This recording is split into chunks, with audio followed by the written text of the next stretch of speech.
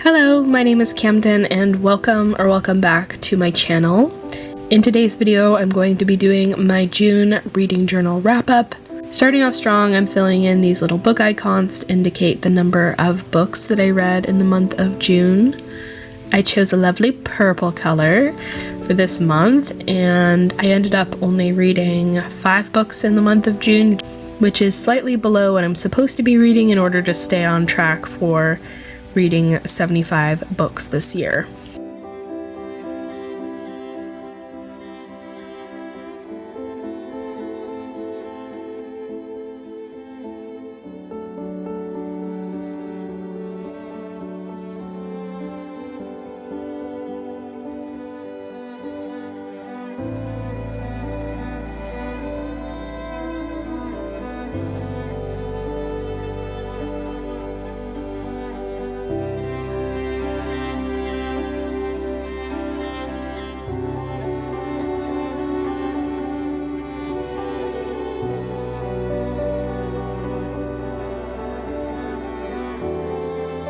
Skipping right over the DNF page because I finished every book that I started this month.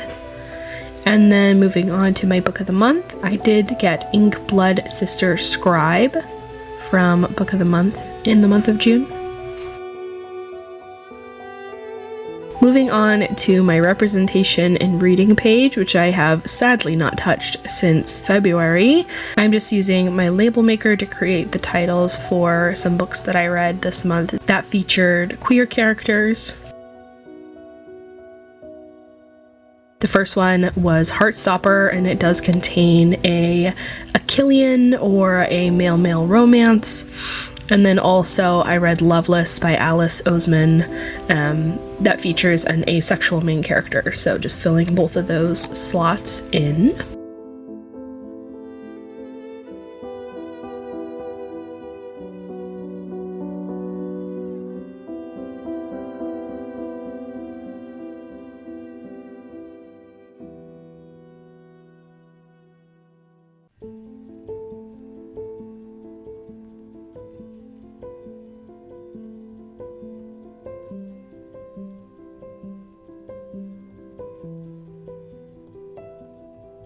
Moving on to finally reveal my summer spread, I'm really proud of the way that this one turned out.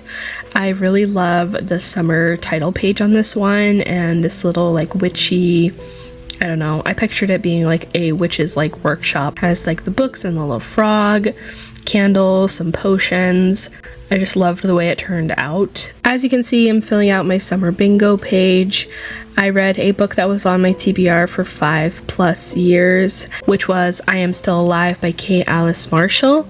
I also read a book that was adapted into a movie. This one is a little bit of a cheat because it was actually a TV show, but that was Heartstopper. And then I did read a quest fantasy, which was Atalanta. On to my summer to be read page, just adding the stickers for all of the books that I plan on reading this summer. If you're interested in hearing more about all of these books, you can go watch my summer TBR video. I have a lot more, descriptions of these books and explanations of why I plan on reading them this season.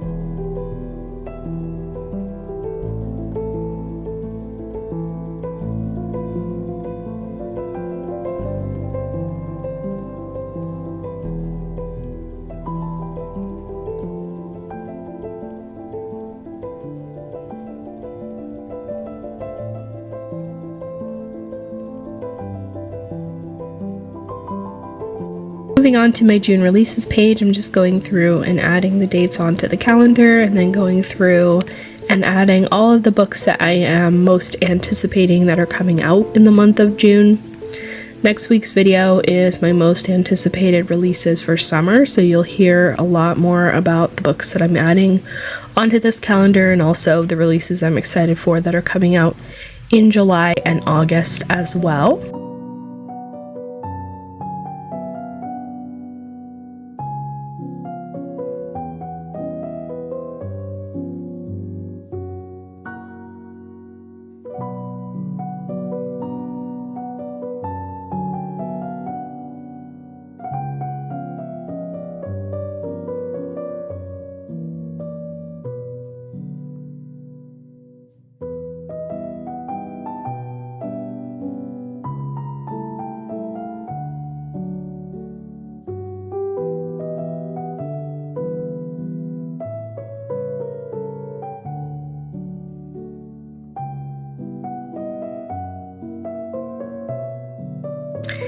And as always, just going through creating little book spines to add onto my little bookshelf and adding those in.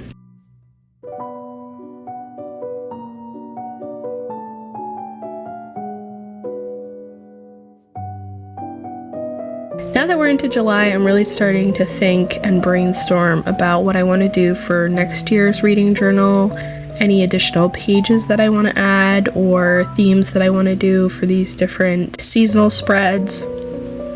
If you guys have any ideas or suggestions, definitely let me know in the comments, because I'm definitely early on in the process.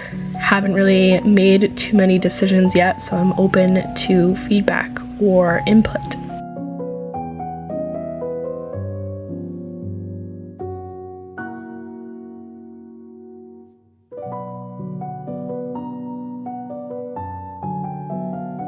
And finally, moving on to the reviews. The first book that I read in the month of June was Atalanta by Jennifer Saint. I really loved this book. This was probably my favorite Greek mythology retelling that I have read to date. I've definitely read a few, but I haven't read everyone's most favorite, which is Song of Achilles. So we'll see if that one ends up surpassing this book. I really enjoyed reading this book. I feel like Atalanta felt the most like a main character of any of the Greek retellings that I have read so far, where she really felt central to the story.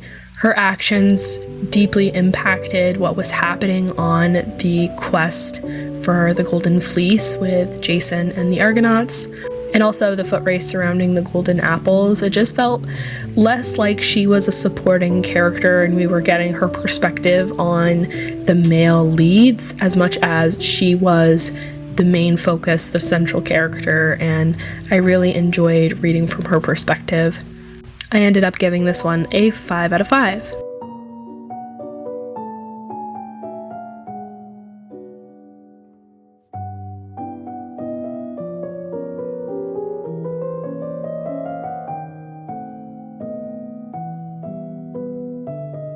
The next book that I read in the month of June was Loveless by Alice Oseman. I ended up giving this one just a 3-star.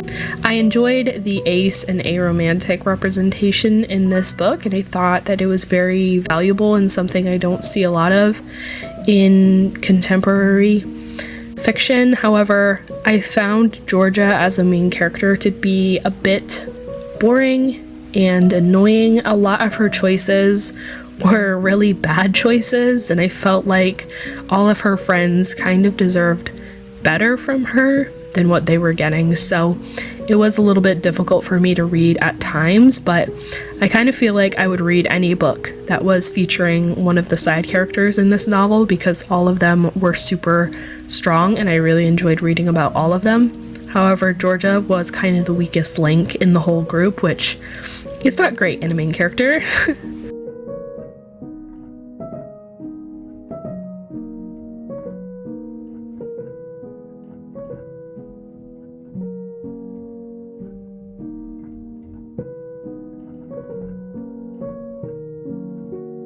The next book that I read in the month of June was The Soulmate by Sally Hepworth.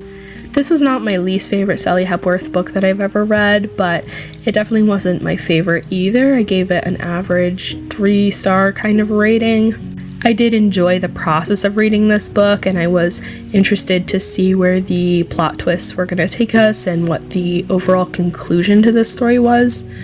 But overall, I just didn't think the payoff was up to the standards that Sally Hepworth's books usually are.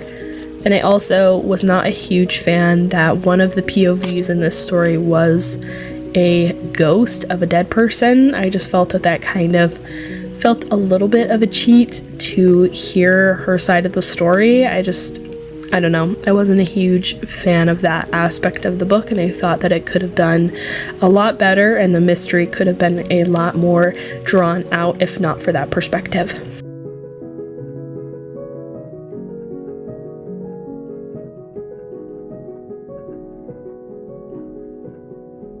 Next, I read I Am Still Alive by Kate Alice Marshall. This is a survival thriller kind of book. We are following a main character named Jess who has been dropped off to live with her dad in the Canadian wilderness. However, a few weeks into her stay with him, he is murdered and his house is burned down. And so we're following Jess as she's trying to survive the wilderness and pray that rescue arrives. Unlike most survival books that I've ever read, Jess has absolutely no chance of walking out of there or hiking her way back to civilization because she's so deep in the Canadian wilderness that it's only reachable by plane. And also, Jess has some walking disabilities at the opening of this book. So she's really just trying to hold on until help arrives in the area, or the person who usually brings them supplies comes back to deliver goods. So that was an interesting aspect of this book. She's just trying to hold on and build like a homestead without making any like physical progress in any direction. I enjoyed reading from Jess as a main character a lot. I thought she was really gutsy and brave, and I also loved her dog, Bo.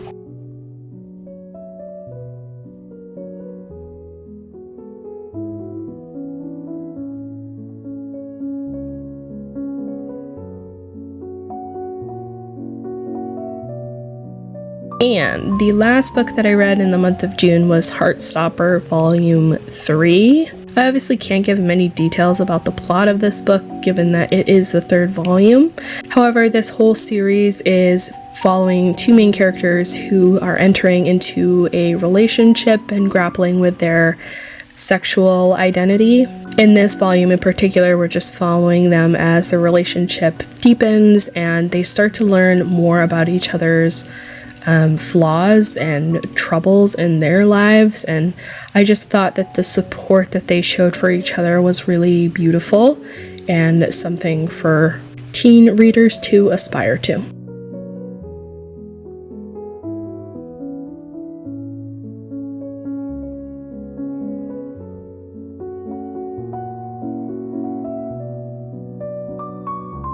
Thank you guys so much for watching. I hope you enjoyed this video.